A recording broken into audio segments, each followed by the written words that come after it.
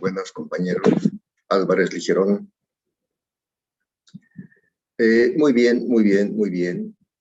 Estamos entrando al último mes de clases de esta materia.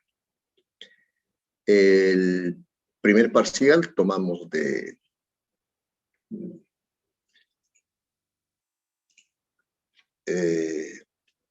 oscilaciones y ondas mecánicas. El segundo parcial de dinámica de fluidos. Y ahora nos toca ver el tema de calorimetría, termodinámica y gravitación. Son temas un tanto más cortos y también más o menos sencillos de entender. Así que espero que el rendimiento pueda mejorar. Voy a compartir la pantalla con los que están presentes. ¿Cuál es? Esto es.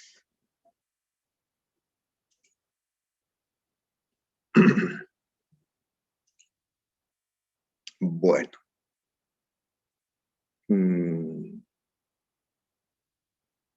Ahí está.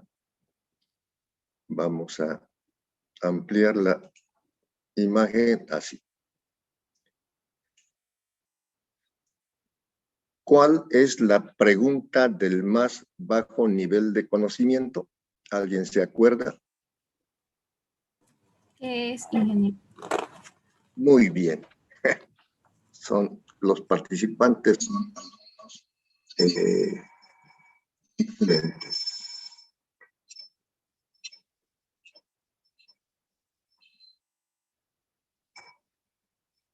Esta es la pregunta del más bajo nivel de conocimiento y que normalmente, no solamente esta, sino que hay otra, que es ¿por qué? ¿No? Normalmente los niños son los que tienen estas preguntas, ¿no? ¿Qué? Papi, ¿qué es eso? Papi, ¿por qué? ¿Qué es la lluvia? ¿Por qué llueve? ¿Por qué hace viento? Bueno, los niños son preguntados, los papás vamos respondiendo, hijito, lo que pasa es que un cambio de temperatura y bla, bla, bla. Y siguen, ¿y por qué? ¿Y por qué? Hasta que los padres se cansan, ya, cállate, no molestes. Los niños dejan de preguntar y cuando llegan a jóvenes ya no preguntan nada. Bueno, entonces, entrando en el tema, este tema, como dije, trata de básicamente calor.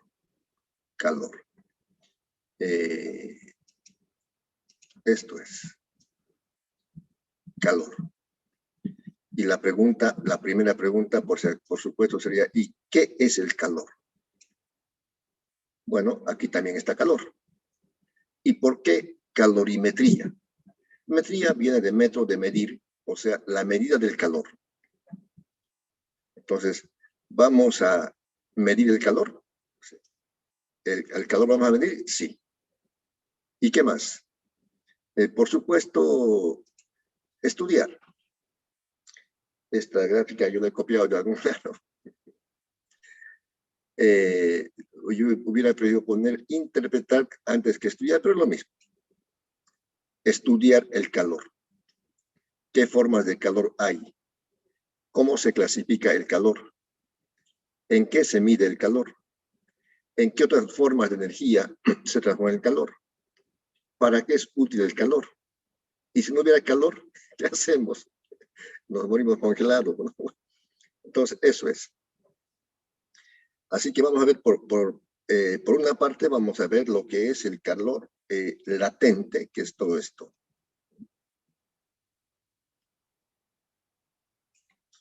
Todo esto se llama calor latente. Perdón, sensible, calor sensible. Voy a anotarlo aquí. Por ejemplo, aquí tenemos una flecha donde se está entregando calor a una masa M. Y si se entrega calor, por supuesto, se incrementa la temperatura. O sea, el calor que se entrega a una masa, a un cuerpo, a un sistema, incrementa la temperatura. Como es una forma de energía, el calor no puede desaparecer. O se gana o se pierde. De modo que el calor ganado, positivo, es igual al calor perdido negativo. O que la sumatoria de calores, el calor ganado menos el calor perdido, siempre será cero porque la energía no se crea ni se destruye y el calor es una forma de energía. Entonces decía, por una parte vamos a ver el calor sensible, donde, por ejemplo, a esta masa pintada con amarillo M, se está entregando una cierta cantidad de calor Q. Y lo que ocurre es un incremento de temperatura, aumenta la temperatura. Pero hay otro tipo de calor que se gana o se pierde, pero no cambia la temperatura. Ese sí es el que decía, es el calor latente. El calor latente básicamente es el calor de transformación. Aquí. Esta fórmula de calor, ganado o perdido, no tiene cambio de temperatura. El calor ganado o perdido es igual a la masa M y el calor de transformación. L es el calor de transformación. ¿Cómo se transforma? Por ejemplo, el hielo, aquí podemos poner este hielo, se puede calentar y se vuelve líquido. O sea, se transforma a 0 grados. Se vuelve líquido. Se sigue calentando hasta 100 grados y a 100 grados se vuelve vapor. O sea, se transforma de líquido a vapor. Ese es calor latente. O a la inversa, el vapor se condensa, se enfría y de vapor se vuelve líquido a 100 grados sin que cambie la temperatura. Y de líquido a 0 grados puede solidificarse, se vuelve hielo. Entonces, estos calores de transformación son calor latente. Entonces, por una parte, estudiamos el calor latente que tiene esta fórmula y por otra parte, el calor sensible que tiene esta otra fórmula donde participa la temperatura. Aquí, participa la temperatura en el calor ganado o perdido. Esto simplemente es una introducción al tema porque luego veremos con más detalle cada uno de los aspectos que estoy comentando. Para empezar, una primera definición. Temperatura. Temperatura. Escuchábamos los datos de meteorología de Santa Cruz y decía que la temperatura mínima creo que era 20 grados, la máxima 32 grados, etc. ¿Qué es la temperatura? Otra vez la pregunta ¿qué? ¿Qué es la temperatura? Esto lo he resumido aquí. Es el estado de calor o frío que tienen los cuerpos. Básicamente eso es la temperatura. El estado de calor o frío que tienen los cuerpos. En este momento ustedes pueden tocar la mesa o el escritorio donde se encuentran. Yo estoy en un escritorio de madera, entonces toco con la palma de mi mano y siento una cierta temperatura. Pero cuando toco un metal, me parece más frío el metal. O el vidrio, también más frío, ¿no? Más frío. Entonces, simplemente con la temperatura vemos cuán frío o cuán caliente está un cuerpo. También les he sugerido de que lean en la bibliografía de los libros que están, Szymanski, René Holiday, Serway, Alonso Pin, etc. Lean el tema de temperatura, dilatación, calorimetría, porque hay mucha información completa. Para escribir un libro hay que pensar bien, y como está siendo escrito y leído, tiene que ser bien pensado. En cambio, yo estoy explicando de forma oral, con el riesgo de poder equivocarme o decir palabras de más o de menos. Pero sin embargo, he hecho una síntesis que es esta. Y es lo que yo voy a preguntar. ¿Qué es la temperatura? La temperatura es el estado relativo de calor o frío que tienen los cuerpos. Una de las definiciones generales de física dice: la física es la ciencia de las magnitudes. Otra vez, ¿qué? ¿Qué estudia la física? La física estudia las magnitudes. ¿Y qué son las magnitudes? Magnitudes, todo lo que se puede medir. ¿Y qué es medir? Medir es comparar con una unidad patrón. Por lo tanto, la temperatura también se puede medir. Y el instrumento con el que se mide, que ustedes lo conocen, se llama termómetro. Y hay diferentes escalas termométricas. Vamos a recordar, porque esto ustedes lo conocen, vamos a recordar un tanto lo que significa estas escalas termométricas. Una de las escalas es la escala Celsius o centígrada. Más la conocemos nosotros, esta escala, como escala centígrada, pero también se llama Celsius. Escala Celsius o centígrada. Y la otra es la escala Fahrenheit. Fahrenheit. Normalmente los países de habla inglesa y Estados Unidos miden las temperaturas en la escala Fahrenheit. Bien. ¿Cómo se hace la referencia para decir si está con calor o está frío? Se marcan puntos de referencia que son estos. Aquí me voy a saltar esto. Aquí. Esta línea roja es un punto de referencia. Vamos a llamar, es el punto de fusión del hielo.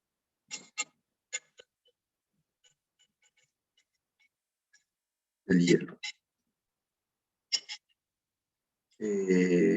A la presión de una atmósfera. Una atmósfera. Ese es un punto de referencia. También puedo anotarlo aquí. Estamos indicando cuáles son los puntos fijos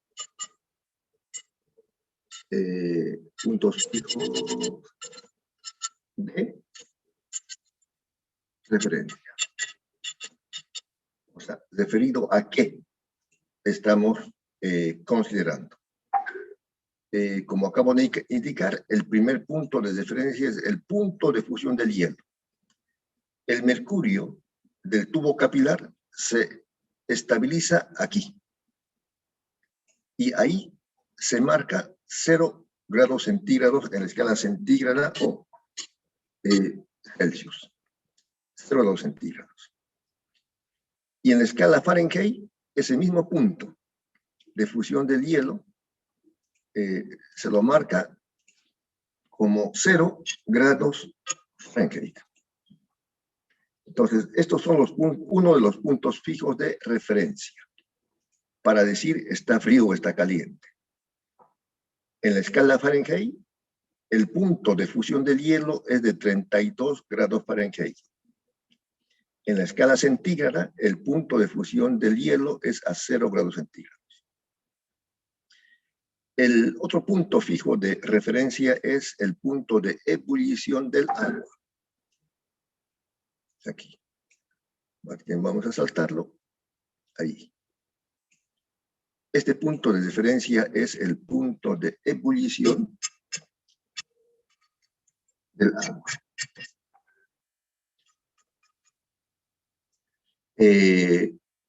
También a la presión atmosférica.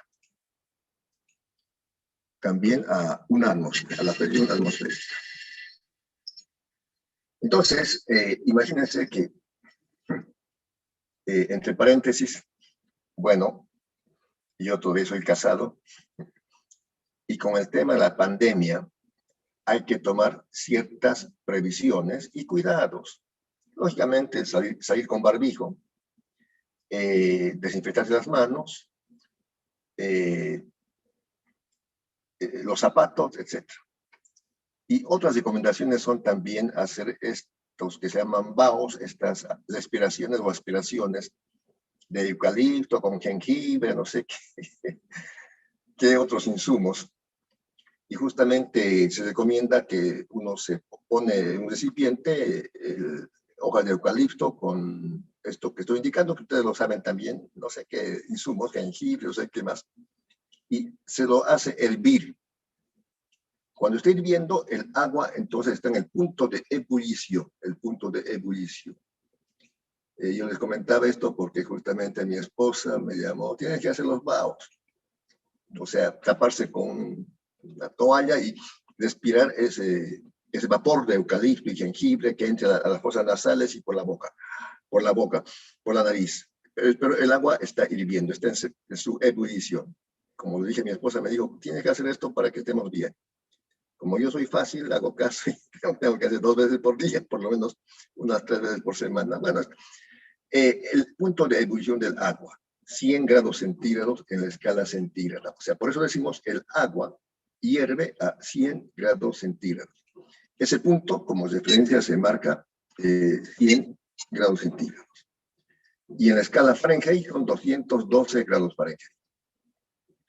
El punto de ebullición del agua es de 212 grados Fahrenheit.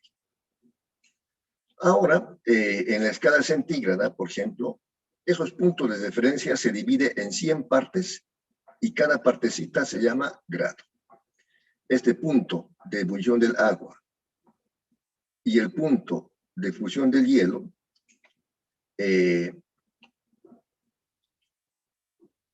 esa distancia se divide en 100 partecitas y cada parte se llama grado, de modo que aquí tendríamos un rango de 100 grados centígrados entre el punto de fusión del hielo y el punto del agua. Los mismos puntos en la escala Fahrenheit, entre el punto de ebullición del agua y el punto de fusión del hielo, en este caso 212 menos 32 son 180 grados Fahrenheit. Estos son las escalas más usuales, la escala Celsius o centígrada y la escala Fahrenheit. Los puntos fijos de referencia es el punto de fusión del hielo y el punto de ebullición del agua, ambos a la presión atmosférica. Los rangos de temperatura entre estos puntos en la escala centígrada corresponde a 100 grados centígrados, son proporcionales a 180 grados Fahrenheit y con eso se establece una relación. También decirles que la temperatura depende del movimiento. Ustedes ven que cuando el agua está, por ejemplo, a la temperatura ambiente, 28 o 30 grados, en un vaso, está prácticamente quieta, tranquila.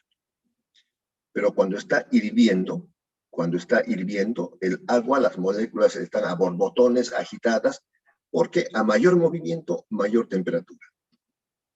A menor movimiento, menor temperatura.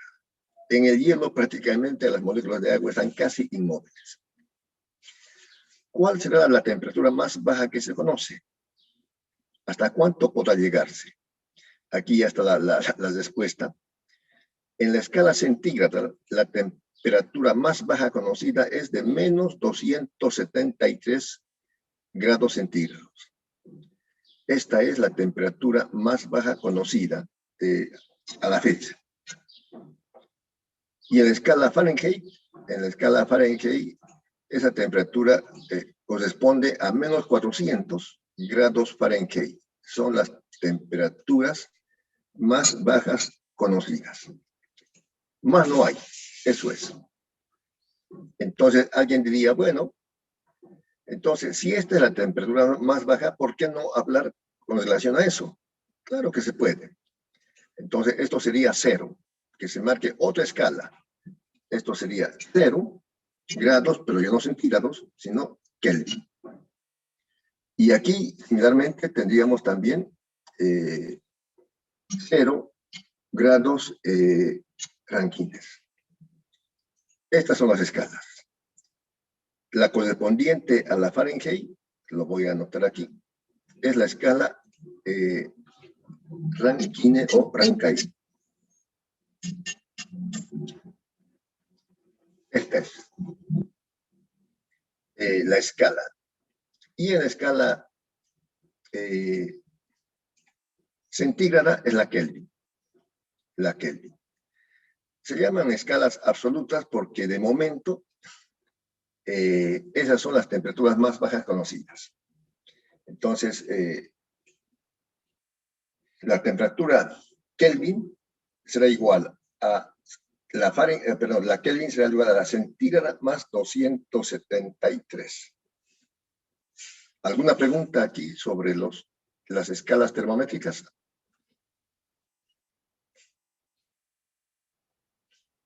Nada. Muy bien. Entonces, recuerden, son las escalas termométricas. La escala centígrada y la escala Fahrenheit. Las absolutas, la Kelvin, que corresponde a la Celsius, o centígrada, y la Fahrenheit, y la Rankine, que corresponde a la Fahrenheit. Termómetros, todos conocemos eso. Aquí está la relación de las escalas termométricas. Como yo les comentaba, en base a la proporción de los puntos picos de referencia, decíamos, entre el punto de fusión del hielo y el punto de ebullición del agua, la diferencia en la escala centígrada son 100 grados centígrados. Entre los mismos puntos, la equivalencia en la escala Fahrenheit son 180 grados Fahrenheit. Por eso se establece una relación entre estas rangos de temperatura. Pero lo que sucede también que en la temperatura Fahrenheit, el punto de fusión del hielo está a 32, entonces habría que estar eso para hacerlo con 0 y se resta a 32. En todo caso, cuando hagamos algún problema, seguramente vamos a ver si es necesario cómo deducir estas fórmulas, pero son muy sencillas. O lo que ya está más simplificado aquí en la parte inferior con marco rojo, cómo transformar grados centígrados a Fahrenheit. Simplemente se ponen aquí los grados centígrados y se despeja los grados Fahrenheit. O al revés, se ponen los grados Fahrenheit aquí, se ponen los grados Fahrenheit aquí, digamos 70 grados Fahrenheit, y se despejan los centígrados. O la relación de centígrado con Kelvin o Fahrenheit con Kelvin son las escalas que normalmente se utilizan. Y esto que no sé si está de más, pero lo comentamos. Las partes de un termómetro de mercurio capilar, de vidrio, de tubo capilar. El tubo capilar se llama el tallo del termómetro, ¿no? El bulbo, la parte donde está concentrada la mayor cantidad de mercurio, es el bulbo. Esto.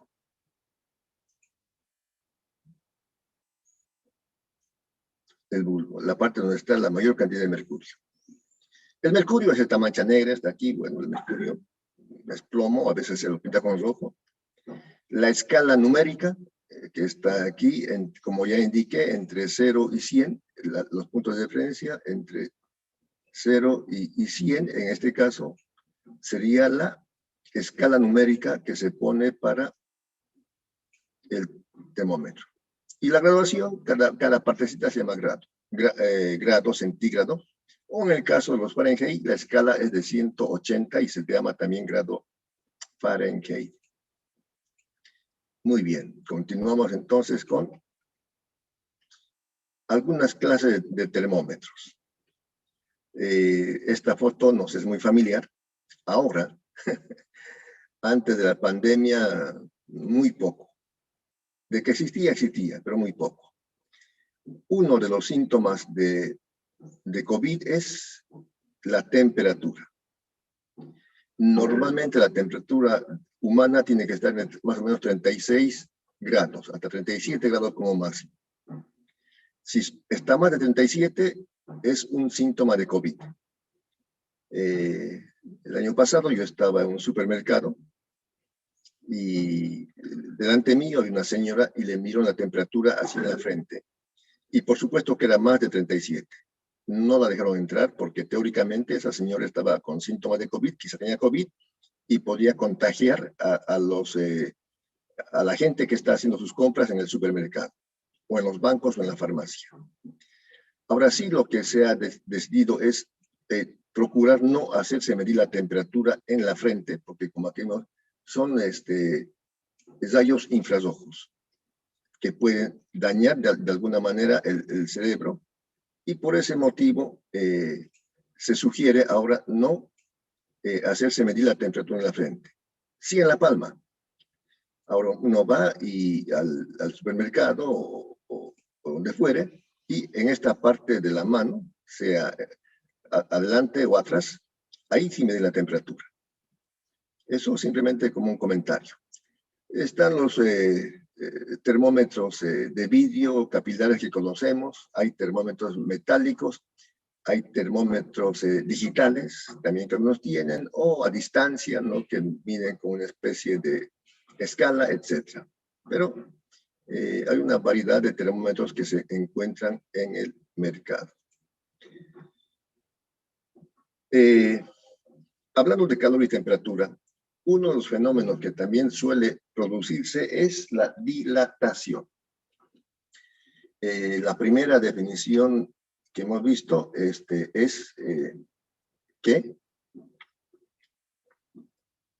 es temperatura. ¿Qué es temperatura? Y dijimos, temperatura es el estado de calor o frío que tienen los cuerpos. El segundo es dilatación. Dilatación es el cambio de dimensiones que experimentan los cuerpos cuando cambia la temperatura. Eso es. Como ven, esto es sencillo. Dilatación. Cuando se calienta un cuerpo, aumenta sus dimensiones. Cuando se enfría un cuerpo, se contrae, disminuye sus dimensiones. Por eso esta definición general, hablar de dimensiones. Dilatación es el cambio de dimensiones que experimentan los cuerpos cuando cambia la temperatura. Dependiendo de la forma del cuerpo, puede ser la dilatación lineal, superficial o cúbica. Digamos, una varilla, un alambre, se calienta. Esa es dilatación lineal. Dilatación lineal. Cuando la forma del cuerpo es lineal. Esa es la dilatación lineal. Bien. Inicialmente el cuerpo tiene una longitud inicial. Aquí está la longitud inicial del alambre, pintado con color rojo. Y por supuesto tiene una temperatura inicial. Esta es la condición inicial. Si quieren, lo anoto.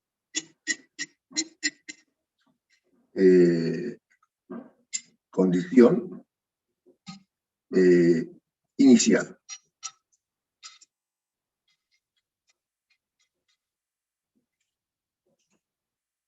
Su longitud inicial, L sub 0 y su temperatura. ¿Qué sucede? Se calienta. Calienta. Entonces pasa a la condición final. Condición final. La longitud ya no es la misma. Hay una longitud final que se ha incrementado. Hay una longitud final que se ha incrementado. ¿Por qué? Porque la temperatura se ha elevado. Es diferente longitud, diferente temperatura. Entonces, debido a eso, se produce un incremento de longitud. El aumento de longitud es lo que decimos el cambio de dimensiones. Aumento de longitud. Se ha incrementado la longitud, hay un incremento de dimensiones. A eso se llama dilatación lineal. Podría ser lo contrario, que esta larga varilla L, sería la inicial, si se enfría, se contrae. Esa sería la dilatación lineal. Dependiendo de la forma del cuerpo, se podrá tener también una dilatación, por ejemplo, superficial. Aquí tenemos la dilatación superficial. Imagínense, por ejemplo, que se trate de una calamina. La calamina tiene su ancho, 90 centímetros, su largo, 1,5 metros. Esa se llama entonces, o se llamará la superficie inicial. Por supuesto, también a la temperatura inicial. A la temperatura inicial. Esta línea punteada representa la superficie inicial. Si se calienta, llega a la mancha final, la línea grande. Entonces, ¿qué ha habido? Un incremento de dimensiones, solamente que ahora la dimensión es una superficie. Pero lo mismo, incremento de aumento, incremento, lo que quieran. Incremento de dimensiones. En este caso, de superficie. Debido a la dilatación. Cuando se calienta un cuerpo, se dilata, aumenta su superficie en este caso. Y finalmente, si las tres dimensiones del cuerpo son finitas, por ejemplo, aquí tenemos un cilindro. Lo propio, el cilindro tiene inicialmente su volumen inicial. A la temperatura también inicial, que vamos a notar en forma análoga a lo anterior, temperatura inicial. Es el cilindro plomo que está en el interior. Si se calienta, llega el cilindro azul con celeste, ese sería el volumen final.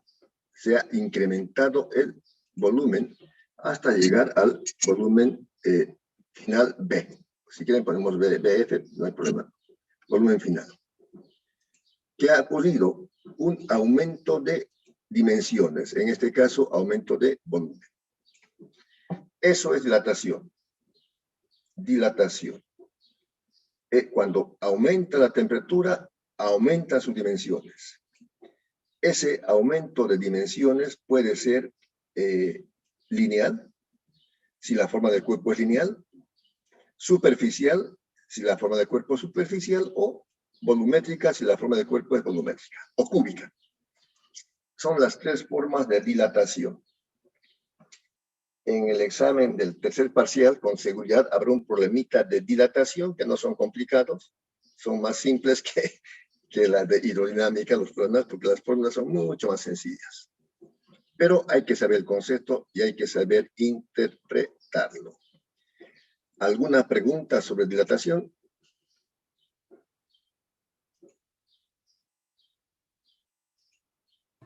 No, ingeniero. Nada. ¿Todo está bien? ¿Todos están contentos? Bueno, entonces, sigamos. Estamos aquí en dilatación. Bueno, decíamos, y este concepto también no se olviden porque es básico, y lo dijimos, y lo voy a repetir, y lo voy a escribir, y ustedes escríbanlo, si quieren. El calor. Calor. Es una forma de energía. El calor es una forma de energía. Básicamente, eso es. El calor es una forma de energía. Eso es. Ahora, la energía, evidentemente, tiene diferentes formas. Por ejemplo, hay energía mecánica que depende de la velocidad y de la posición. Ahí entra la energía cinética y potencial. La energía mecánica. La energía eléctrica, que seguramente ustedes se imaginan, ¿no? La energía eléctrica.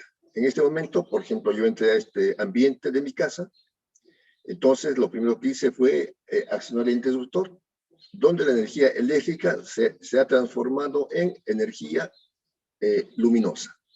Para que tenga un poco más de claridad, puse una energía luminosa. Si me faltara luz, podría incrementar la luz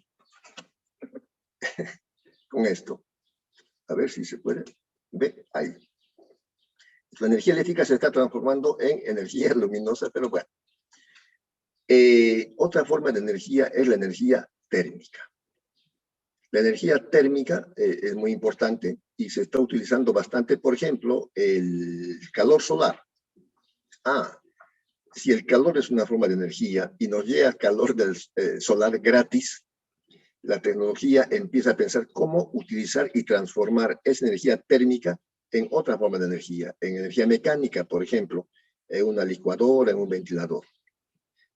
También el centro de la Tierra dicen que es caliente, por eso que cuando hay una erupción volcánica, algún fenómeno geológico pasa y esa energía calorífica se libera a través de un volcán. Entonces también hay estudios serios sobre la energía, cómo aprovechar la energía térmica de nuestro planeta terrestre, ¿no? De repente cuando se acabe el petróleo vamos a estar con energía térmica, sacando la energía de las profundidades de la Tierra.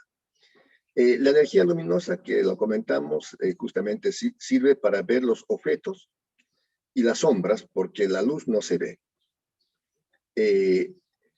En física también se estudia la física nuclear, la energía nuclear, las bombas atómicas, la fisión, fusión del núcleo, etc. Y por supuesto también la energía química, que son las reacciones que desprenden calor o se precipitan de los compuestos químicos. Aquí simplemente se han mencionado 6 formas de energía, pero hay otras formas de energía diferentes que también se pueden considerar y lo veremos un poquito aquí. Energía. La verdad que la energía es fundamental para todo, para la vida, para todo. Aquí está esta frase interesante que dice eso. La responsable de todos los cambios que pasa en nuestro alrededor, microscópico y macroscópico, es energía. Y el principio fundamental de la energía, que más se conoce como ley de conservación de la energía. La ley de conservación de la energía establece que la energía ni se crea ni se destruye, solamente se transforma. La energía no se crea ni se destruye, solamente se transforma. Aquí está la energía, ni se crea ni se destruye, solamente se transforma, como estaba comentando hace un momento. La energía eléctrica se transforma en un foco en energía luminosa. Se transforma en un ventilador en energía mecánica, en un horno de microondas en energía calorífica, etc. Aquí hay un repaso más acerca de las diferentes formas de energía. Energía mecánica. Por ejemplo, el viento, ¿no? La energía mecánica es la que tienen los cuerpos en movimiento. También la energía del viento se suele llamar energía eólica, y muchas veces han visto ustedes en el camino, en la carretera, cómo aprovechar esa energía del viento para mover hélices. Y la hélice que está girando puede hacer funcionar un motor. A eso se llama energía mecánica, y la energía del viento se llama también energía eólica. Es una de las formas de energía. Otra forma de energía que aquí estamos comentando es la energía calorífica. La energía calorífica. La energía calorífica tiene que ver, como dijimos, con el movimiento de las partes de las moléculas o de las partículas que tenga el cuerpo en cuestión. Aquí voy a enmarcarlo. Energía calorífica. Es la que se presenta en forma de calor. Por ejemplo, en una estufa o en un aire acondicionado que pueda calentar. Bueno, aquí por nuestro clima normalmente enfriamos, pero en otras ciudades, por ejemplo el altiplano, o los inviernos en otros países son muy notorios, muy fríos.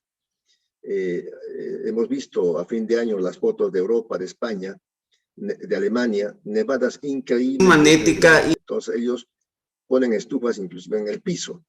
Son pisos, las casas tienen piso de madera y debajo de la madera habrá unos tubos seguramente donde pasa el vapor caliente. Bueno, son formas de energía calorífica. Energía luminosa es otra forma de energía que también se utiliza para ver los objetos y sombras que la luz proyecta, gracias a la bombilla que fue descubierta por Tomás Alva Edison, un americano que probó y disfrutamos ahora ese genio creativo de Tomás Alva para disfrutar la energía luminosa a través de los focos, y todo va mejorando. Ahora se usan esas luces muy blancas de menor potencia, porque también en un foco, por ejemplo, un buen porcentaje, 40-50% de energía se transforma en calor. Por eso un foco que está encendido 5 minutos ya no se lo puede tocar y está muy caliente. Y lo que se quiere es luz, no calor. Ya se han creado esos focos LED que se llaman luz en base a diodos, que aprovechan mejor la energía para transformarlo solamente en energía luminosa y no en energía calorífica. También comentamos la energía química a través de las reacciones de los compuestos. Dos temas importantes aquí, por ejemplo, uno de ellos es la energía de los alimentos. Ustedes pueden ver y vienen en las etiquetas de algunos productos, digamos, qué sé yo, tantas calorías. O las frutas. Lo que recuerdo, una de las frutas con mayor contenido energético es la uva, ¿no? Uno consume uvas y está consumiendo energía calorífica. Tiene suficiente energía para trabajar, para moverse, ¿no? Esos jugos de fruta vitaminal, le llaman vitamina porque se transforman en vitaminas, aminas vitales, que hacen que la persona pueda trabajar. Por eso es importante la alimentación. En nuestro país es menos, menos sabido, porque la gente come para hartarse, no come para alimentarse. Lo que le importa es hartarse. Un plato donde más del 50% es arroz, encima le ponen 3 papas y un pedacito de carne y 0 ensaladas. Entonces, lo que hace la tipa es hartarse, pero no alimentarse. Cuando un plato bien servido tiene que tener el 25% de verduras, el 25% de carbohidratos y el otro 50% o solo arroz o solo papa. Y por supuesto la industria comercial de alimentos, ¿no? y la mala costumbre que hemos adquirido, ¿no? Pizza, chatarra, panchitos, chatarra, hamburguesas, chatarra, empanadas fritas, chatarra. No nos contribuyen con energía para que podamos trabajar. Por eso hay el dicho, desayune como rey, almuerce como pobre y cene como mendigo. Es decir, el desayuno tiene que estar provisto de frutas, ¿no? Que den mucha energía. Normalmente prefiero no ver televisión, más en esta época, para escuchar muchas cosas que poco edifican y, qué sé yo, las noticias tristes de muertos y contagiados, bla, bla, bla, bla. Casualmente hoy día almorcé temprano, almorzamos temprano en casa y bueno, yo a la 1 ya estaba libre. Pasaba por la sala de mi casa y estaba enseguida el televisor. Y le estaban entrevistando al Tata Quispe, un señor paseño que está de candidato a gobernador por La Paz. El señor este que muchos lo han visto, muy ocurrente, divertido. Pero lo que me llamó la atención, estaba diciendo que en el campo, en La Paz, en el desayuno comen huevo, chuño, verduras en el desayuno. Por eso algunos de ellos son bien alimentados y más fuertes posiblemente. Esto es importante. Bueno, el otro tema es el de los combustibles, que también en su momento ha sido importante. Los combustibles. 1 litro de gasolina, por ejemplo, o 10 litros, lo que quieran, en un motor térmico de un automóvil se transforma en energía mecánica que nos puede llevar, que permite que los autos se muevan automáticamente, o que los aviones también con gasolina de avión, qué sé yo, puedan moverse. Pero ahora hay un problema, el tema del medio ambiente. No hay un motor que no tenga escape. Todos los autos que conocemos de motores a combustible tienen escape y botan gases tóxicos. El problema ahora es de ambiente y bueno, esto está cambiando para que también ahora se estén fabricando autos de tipo eléctrico. Hoy en el deber leía, no tuve tiempo de leer todo el artículo, pero creo que en Cochabamba estaban inventando autos eléctricos y en el Paraguay se está instalando una fábrica boliviana de autos eléctricos. Ojalá se prosperen, les vaya bien. Y sería espectacular que bolivianos también, que tenemos la misma capacidad que cualquier extranjero, americano, europeo o asiático, tenemos la misma capacidad, podríamos ser también creativos y trabajar en estas nuevas tecnologías aprovechando la energía que tenemos. Bueno, lo propio con la energía eléctrica, que hacen funcionar las máquinas y todo.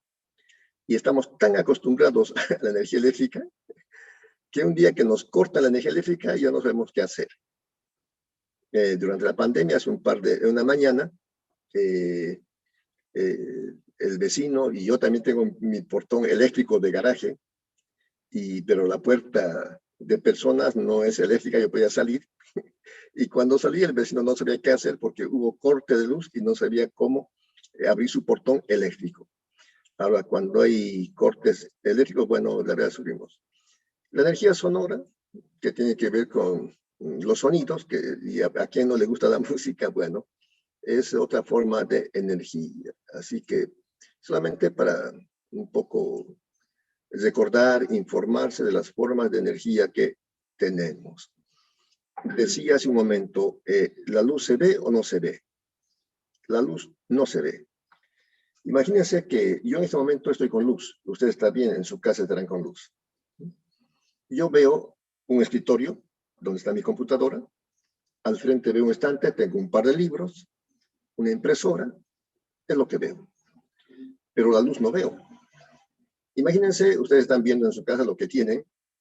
Si no hubiera luz, tinieblas totales, oscuro, ¿no? Ni luz natural solar, ni la luna, ni luz eléctrica, ni vela, ni nada.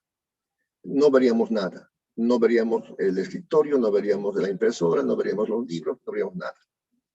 Por eso hay físicos que dicen, la energía no se ve, la materia se ve.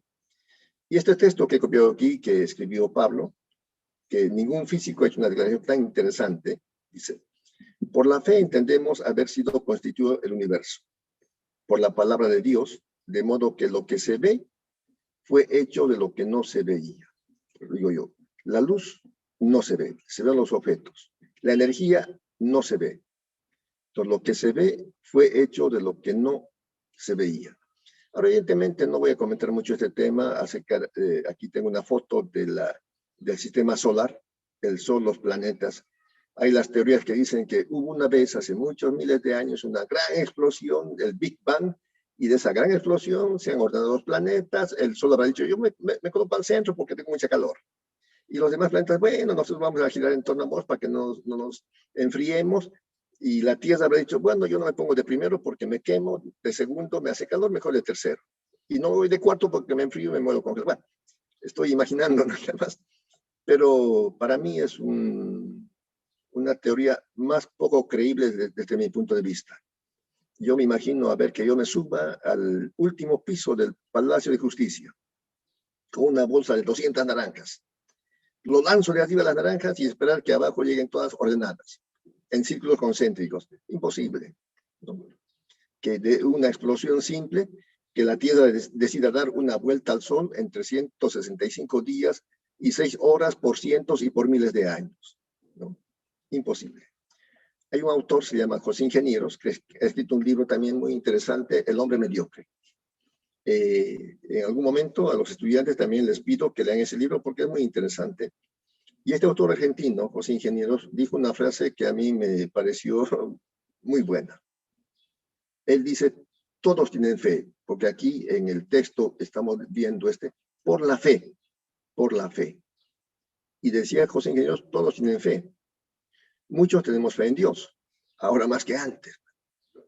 Un compañero de curso que vive en Cochabamba, en su momento de crisis, de falta de oxígeno, clamaba a Dios con mucha fe. Dios, por favor, que entre oxígeno a mis pulmoncitos. El domingo charlamos, estás recuperado. A veces esperamos momentos así. Bueno, y el que no cree en Dios, también respetamos su creencia, que no cree en Dios. Este colega, no lo conozco, no es mi colega. José Ingenieros, el autor de este libro, El hombre mediocre, decía, unos tienen fe en lo que creen, otros tienen fe en lo que no creen. A ver, que yo me encuentre con un ateo y me diga, yo no creo en Dios. Y le digo, a ver, demuéstrame que Dios no existe.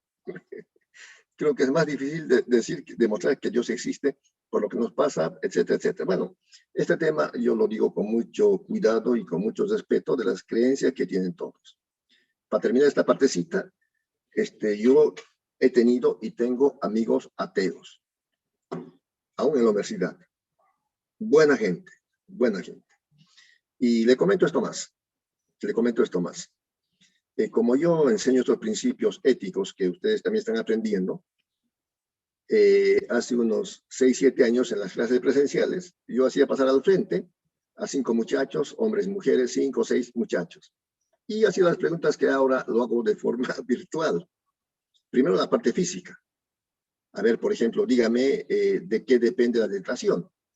La dilatación depende del cambio de temperatura. Correcto, exacto, perfecto, ¿no? ¿Por qué se llama dilatación volumétrica?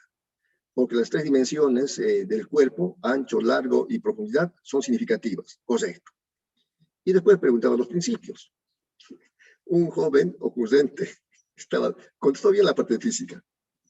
Y me dice, le dije, a ver, dígame la regla de oro. Profesor, me dijo, eso yo no voy a repetir. ¿Por qué, joven? Soy ateo. Con mucha pinta, ya me parece interesante. Yo respeto su creencia como ateo. Pero los principios que estoy enseñando son universales. Los principios no dependen de lo que yo crea, ¿no? Los valores sí. Por ejemplo, el expresidente Evo Morales, él creía en la Pachamama, en lo creado, en la madre tierra. Hasta habló, creo que hay una ley, los derechos de la madre tierra. Yo no creo en la madre tierra. Claro que sé que la Tierra existe, hasta lo estudiamos, su masa, es decir, qué sé yo, su volumen, su órbita, etcétera. Pero yo no creo que tenga derechos, porque derechos tenemos las personas, los seres vivos, ¿no? Yo tengo el derecho de, qué sé yo, de estudiar, de educarme, de estar sano, ¿no? Y tengo obligaciones de trabajar, etcétera. Pero una mesa que es inerte, ¿qué derecho tiene? No sé, que no le ensucia, no sé. Bueno, pero son creencias. Y eso hay que respetarlas y yo respeto mucho.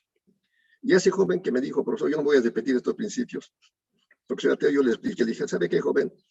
Independiente de que usted sea ateo o cristiano, hombre, mujer, colla, camba, gringo o negro, ¿no?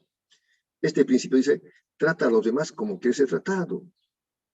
Yo quiero tratarle bien y espero que usted también me trate bien, ¿no?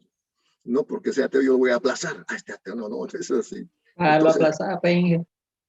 No, entonces, esos principios en jóvenes hay que tener mucha, te digo, prudencia. Yo respeto todos los principios. Tengo amigos, como les digo, ateos, mormones, muchos católicos, muchos evangélicos, y eso es importante, que podamos convivir, porque nuestro pensamiento generalmente es muy divergente. Pero bueno, no deja de ser interesante esos comentarios, pero fue muy interesante y el joven entendió. O sea, el ser puntual como principio, no depende si soy hombre o mujer. El ser honesto, que es una de nuestras debilidades como país, no depende si soy ateo o soy cristiano. También hay cristianos que simplemente roban y son corruptos, sin duda, ¿no? O sea, no tampoco somos, qué sé yo, sujetos de comparación, pero es eso. Bueno, antes de continuar, yo tengo las casi 3 menos 3 minutos. Un descanso de 5 minutos para tomar un refresco, se me está secando la garganta y también cambiar un poquito. Nos vemos, jóvenes, de 5 minutos, un descansito merecido.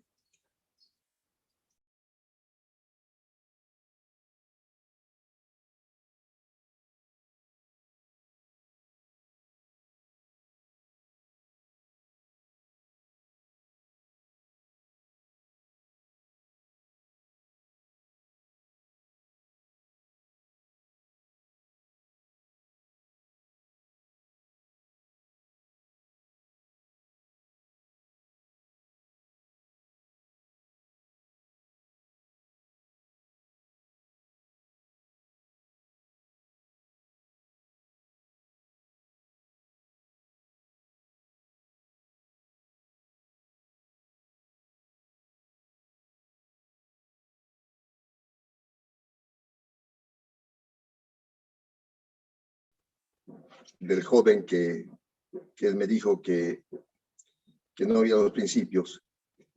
Y les cuento que después se hizo mi amigo. Y me prestó un libro. Este libro, no sé si lo pueden ver.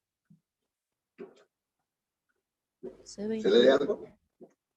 ¿El Corán sagrado? El Corán. El Corán. ¿No? Entonces, este joven me prestó por 15 días, pasaron los 15 días, y claro, yo le dije, bueno, joven, muchas gracias, interesante el libro, y pues se lo devuelvo. No, profesor, se lo quiero regalar. Ah, muchas gracias.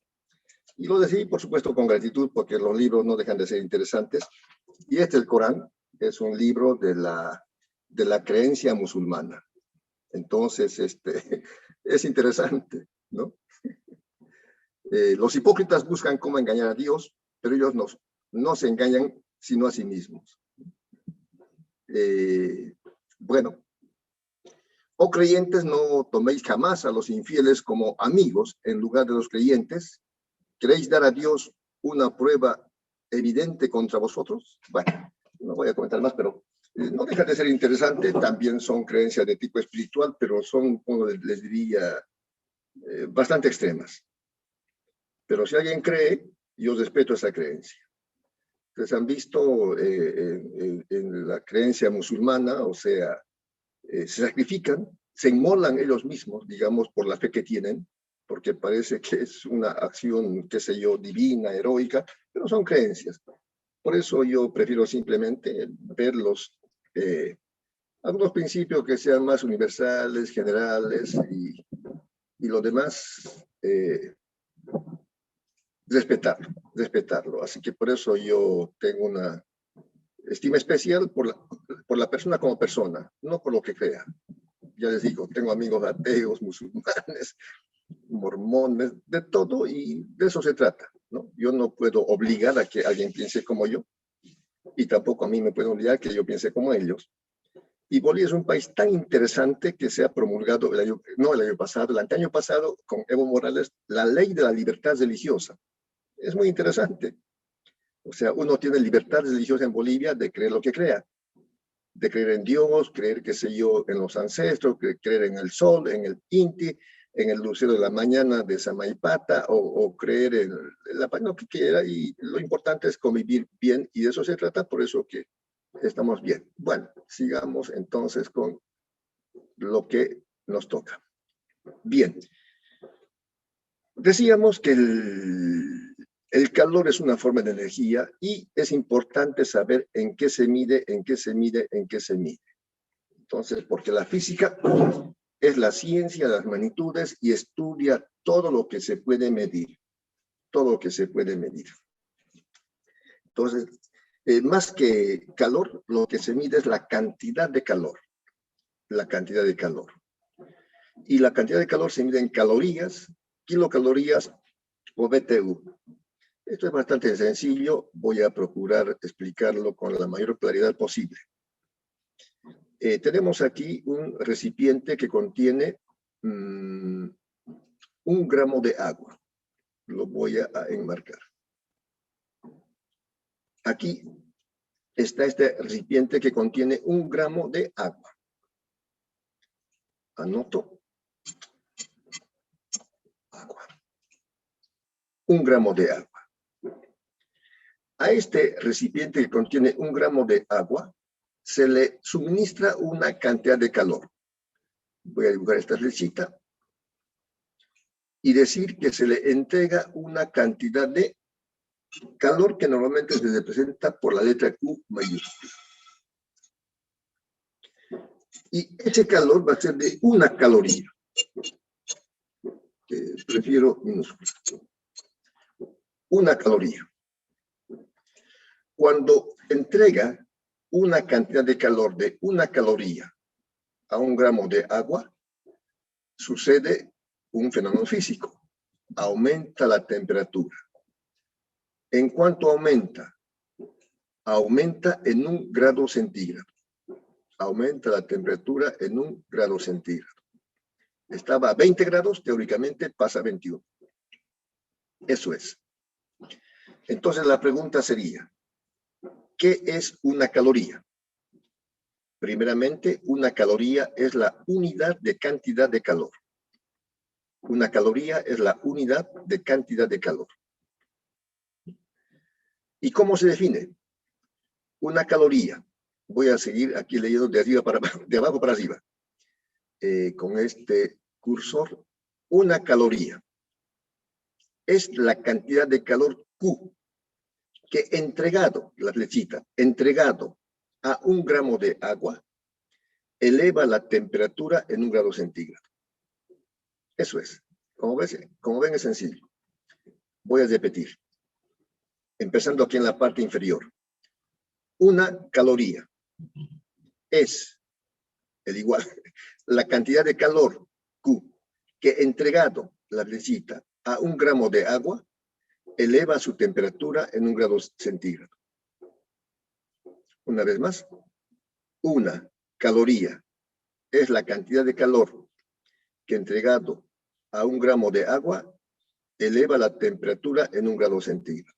Eso es. Y además también he escrito el resumen de eso que está aquí. ¿Qué es una caloría? Como dijimos, una caloría es la unidad de cantidad de calor. ¿Cómo se define? Una caloría es la cantidad de calor que entregado a 1 gramo de agua eleva su temperatura en 1 grado centígrado. Eso es una caloría. La otra unidad se llama kilocaloría, que como ya pueden adivinar, equivale a 1000 calorías. Bueno, lo borré, pero no importa. Hago otra vez. Una kilocaloría. Ahora, en lugar de tener 1 gramo de agua, tenemos simplemente 1 kilogramo de agua. Aquí voy a intentar incrementar la K. 1 kilogramo de agua. Entonces, vamos a entregar una cantidad de calor. Esa cantidad de calor será la cantidad de calor Q.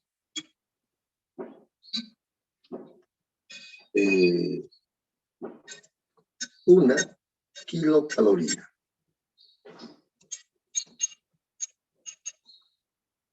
Una kilocaloría es la cantidad de calor que entregado a 1 kilogramo de agua eleva su temperatura en 1 grado centígrado. Es lo mismo. Bueno, no lo mismo, parecido. Una kilocaloría. Una kilocaloría es la cantidad de calor que entregado a 1 kilogramo de agua eleva la temperatura en 1 grado centígrado. Eso es. Y también que aquí está otra vez escrito.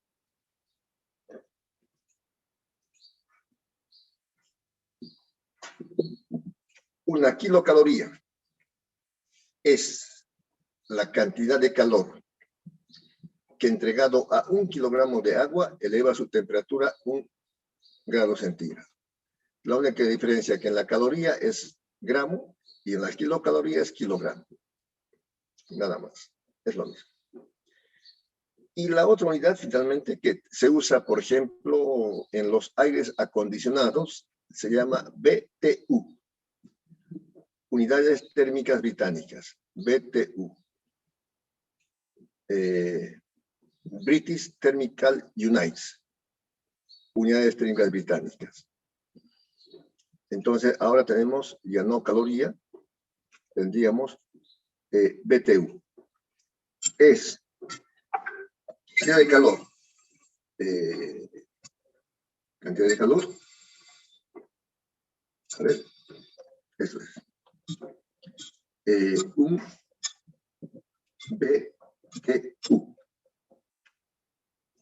Un BTU. Es la cantidad de calor entregado, voy a ponerlo aquí afuera, 1 libra de agua.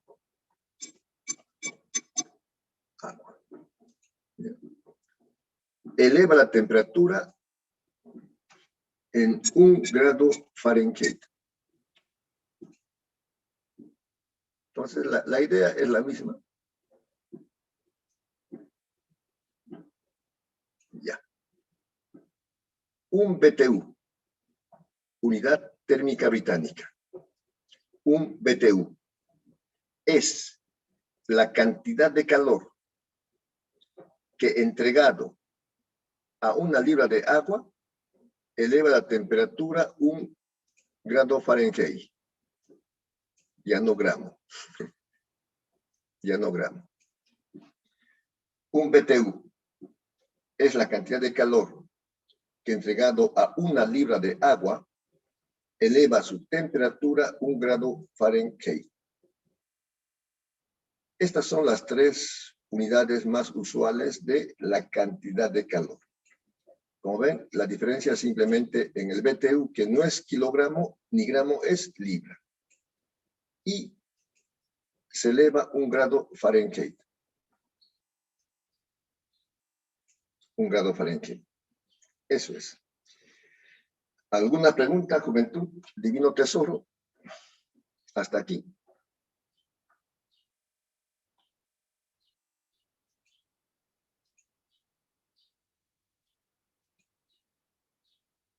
¿No hay preguntas? No. Muy bien, muy bien, muy bien.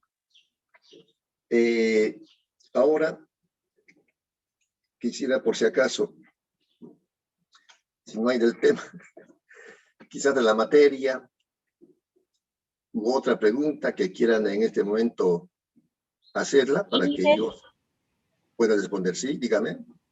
¿Cuándo vamos a tener la nota de nuestro segundo parcial? Las notas. Algunas las he calificado y creo que pasó a sus correos. ¿No recibió? Dayana Escalante. No, Inge, no me ha llegado. Me acuerdo que he calificado porque si no me equivoco ha hecho un buen examen. Pregunto, ¿usted hizo sola, Dayana? Sí, Inge. Le creo, le creo. Si mal no recuerdo, es uno de los mejores exámenes, pero en la tarde lo voy a pasar. De 5 a 6 de la tarde lo voy a pasar. Ya, Inge, gracias. ¿Más preguntas?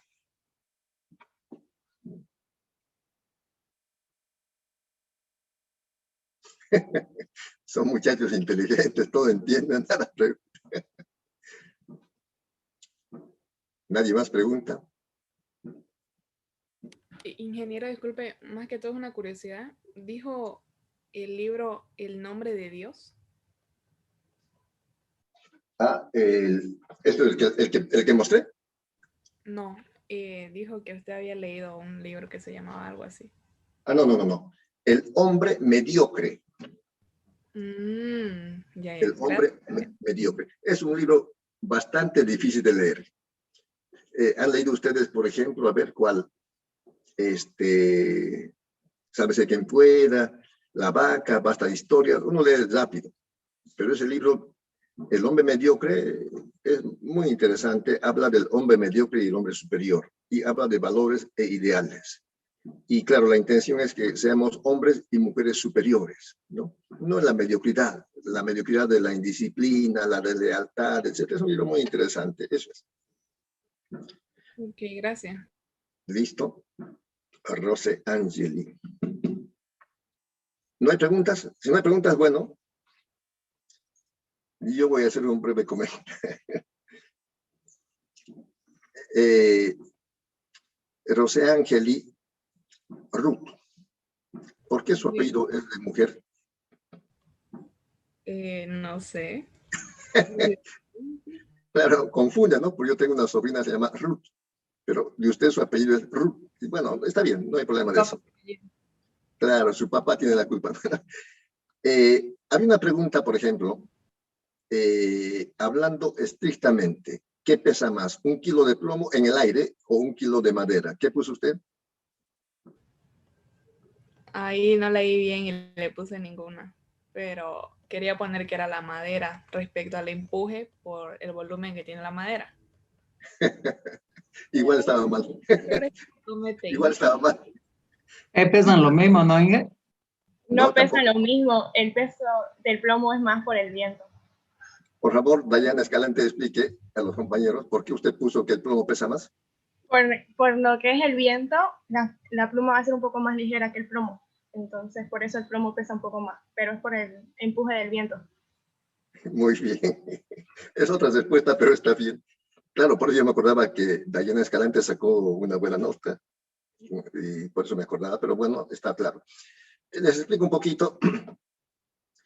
Imagínense que nos sumergimos en una piscina con 1 kilo de madera y con 1 kilo de plomo. Por supuesto, el volumen del kilo de madera, claro, nos sumergimos a la piscina, un kilo de madera, un volumen, digamos, apreciable, y 1 kilo de plomo, un volumen también pequeño. ¿Quién tendrá más empuje, el plomo o la madera, dentro de la piscina, en el agua?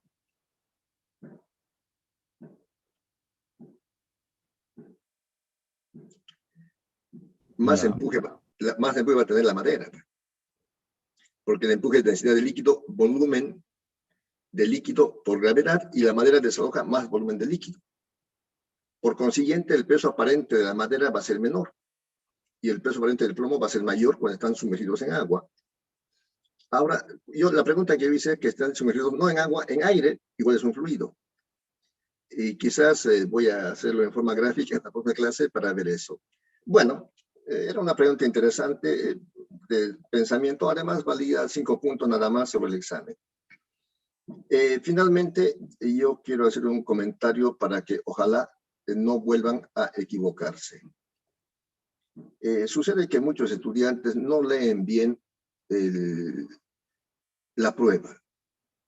No leen bien la prueba. Yo escribo alguna recomendación. La primera, por favor, resuelva solo, individualmente. Y creo que en este examen, en este examen, la mayoría ha resuelto solo. Eso de verdad me ha dejado bastante contento, porque de eso se trata, ¿no? Que hagan su examen solos. Van a ser ingenieras e ingenieros. Y cuando sean profesionales no van a decir al colega, oye, tengo este trabajito, ¿cómo hago? Hazme copiar. No se puede. Bueno, eso por una parte me alegra. La segunda sesión de la prueba, del formulario, del famoso formulario Google, que también estoy aprendiendo y estoy mejorando. Lo he escrito hasta con mayúsculas. Escriba su apellido y su nombre. Primero su apellido y su nombre. Algunos van a decir todos primero su nombre, después su apellido. No hay problema, eso no hay problema. Pero lo que sí es un problema, dije, escriba su grupo. G1, SA, B1, F1, SB, ¿no? Entonces, cuando yo me puse a calificar ayer por la tarde, tengo como 200 exámenes y alguno no pone su grupo. ¿Qué sé yo? Juanito Pérez no está en ningún grupo. Y me paso el tiempo de revisar con unos 200 nombres, a ver dónde está Juan el grupo. En el F1 no está. Y no es fácil ver un poco, creo que les mostré en el Google Classroom, en las notas, tengo que buscar y está en desorden.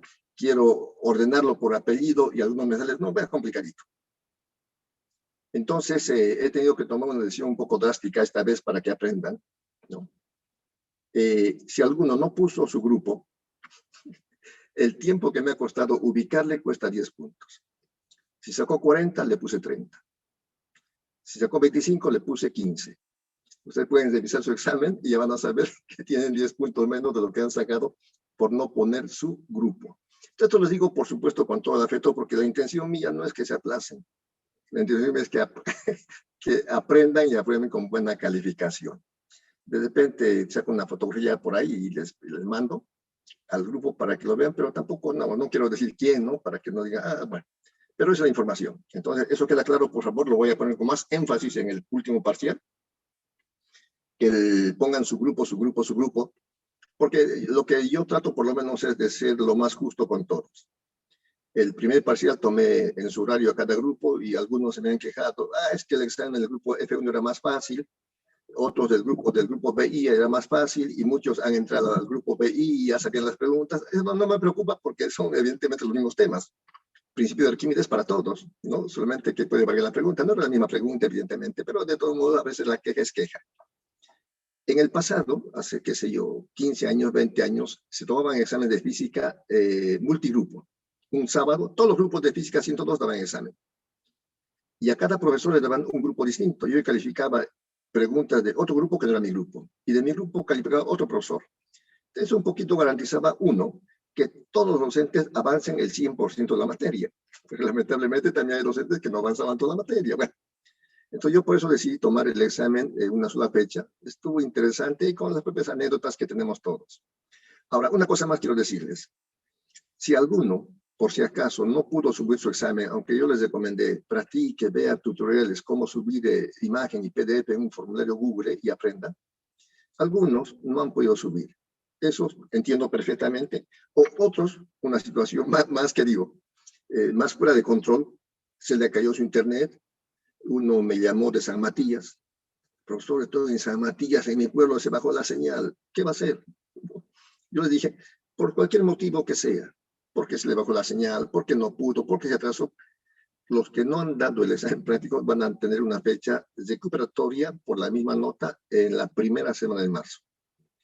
Y los que han subido todo, yo creo que la primera semana de marzo ya van a estar aprobados con buena nota. Bien, jóvenes, de mi parte eso es todo. Era una pregunta. ¿Cómo no? Digamos, el examen no es que se cerraba a las 3 y 3 y 1 se cierra automáticamente el formulario y se manda con las respuestas o no. Lo que a mí me llega es básicamente, lo que a mí me llega es atrasado. Y si está atrasado, pues está atrasado y ya no hay dónde moverle. Pero lo que me refiero es que si se envían, digamos, las respuestas, por más que esté atrasado o no. No lo considero. Yo considero el examen del formulario de Google, Claro. Eso y nada más. Ya, ingeniero. Eso nada más. ¿Más preguntas? Disculpe, ingeniero, en las preguntas, por así decirlo, teóricas, había que especificar también por qué estábamos eligiendo o era necesario.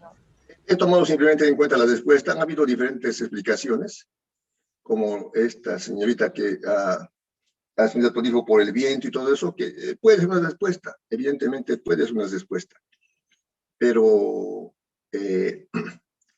puede ser una respuesta y si puso bien, le pongo bien, sin más explicaciones.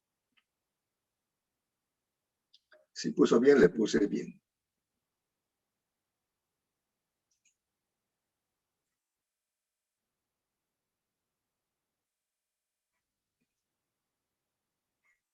¿Alguna pregunta más?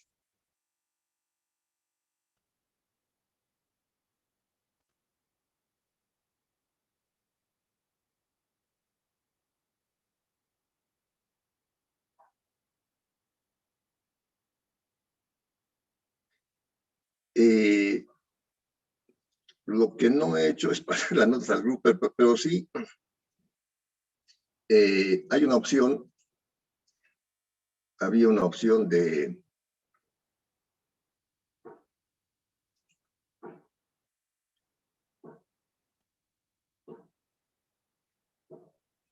Ingeniero, ¿será que podría después enviarle a Diego quienes no mandaron su examen? Porque yo creo que lo mandé a tiempo, pero en el Classroom, las fotos, creo que lo envié un minuto después.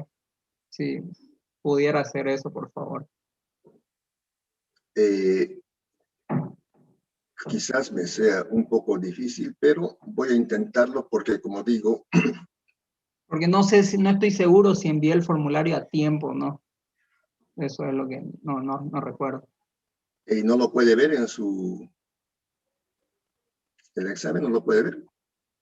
O sea, aquí me sale el segundo parcial y todo, y me sale que tu trabajo entregado con retraso a las imágenes, pero el formulario de Google, no me acuerdo si lo envié a las 3 en punto. Ya lo voy a ver. Vía antes, tenés que darle a aceptar y se aceptan las preguntas, después cargar la imagen, así que si no hiciste eso significa que no lo enviaste a tiempo. Por ejemplo, yo terminé el examen, le di finalizar la respuesta, luego cargué la hoja para comprobar y le di finalizar y te dice que mirar puntaje, pero no se puede. Y si no viste eso, significa que no se han guardado tus respuestas. Ah, ya, qué hueva, ya, gracias.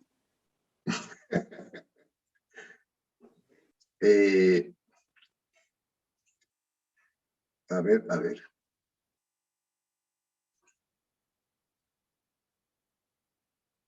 Ingeniero, ¿solo los que no pudieron enviar el examen tienen la misma nota o si alguien quiere dar lo que se sacó 10 o no sé? Posiblemente si alguien sacó 10 puede darlo porque también, que digo, no sería justo, digamos, eso, ¿no? Bueno, pueden darlo. No sé si me explico. A ver. Voy a procurar. ¿Pueden ver la pantalla? Sí, Sí. ingeniero. Sí, o sea, Ya. Por ejemplo, aquí hay 36 respuestas, ¿no? Entonces yo veo esto, sacó 30 sobre 50. Aquí dice, el parcial, este es el primer parcial, ¿no? No es el segundo, bueno, no importa. Resuelva individual y honestamente. Tiempo 60 minutos. Envíe imagen y PDF, ¿no? Y fíjense, jóvenes, en el primero no bajé nada, me pasé el trabajo de calladito. No, aunque está aquí el grupo, ¿no? Escriba su grupo. Aquí escribió su grupo. G1, Méndez Pinto Javier. Así tienen que hacer, ¿ya? Entonces, envían eso, yo veo las respuestas cómo han respondido al examen. Esta la hizo mal, esta la hizo bien, bla, bla, aquí también se equivocó. Y al final están las evidencias. Entonces, pregunten a su compañero cómo envían evidencias y una vez que yo veo la respuesta, veo las evidencias. Muy bien, aquí está la pregunta 1, puso la fórmula, bla, bla, bla. Lo que me es bastante difícil y la verdad es que yo, claro, en un examen impreso, escrito, digo, aquí, pues, ya, muy bien, qué sé yo, aquí esto está mal porque está mal cuadrado, eso puedo hacer. Pero en un examen así, como ya sé, si me muevo, ya todo varía. Entonces, me es muy complicado, pero sí yo tengo que usar mucho de mi memoria, pero normalmente, o sea, sí, en el formulario no puedo quitarle. Por decir aquí hizo mal, entonces, y esos son los formularios que están enviando. Aquí está la 1, la 2, la 3, la 4. Entonces, como la compañera creo que ayudó, pueden estos de pasar cómo se hace ese formulario y listo, y lo envían. Eso ingeniero, es. ¿podría fijarse por favor del parcial 2? Si está ahí entonces mi correo, ¿no? Claro, no se preocupe, yo voy a firmar más tarde con calmita y voy a tener además el resumen y la próxima clase con seguridad le voy a decir sí presentó o no presentó, porque como le digo, no deja de ser un poco costosito ver si está o no está y ver los nombres.